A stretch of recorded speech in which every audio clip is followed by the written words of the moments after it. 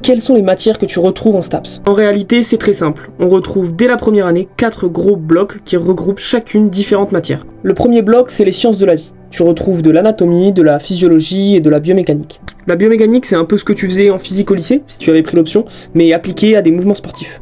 Le deuxième bloc, c'est les sciences humaines et sociales. Tu retrouves ici de la sociologie, de la psychologie ou encore de l'histoire du sport.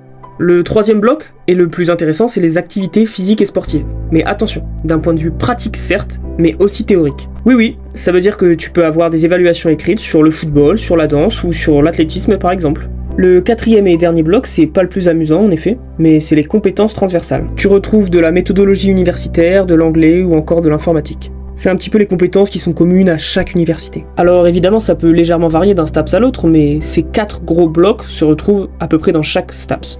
Et puis dès que tu passes la première année et que tu choisis de te spécialiser, de nouvelles matières arrivent et l'accent est mis sur un des 4 blocs pour l'approfondir.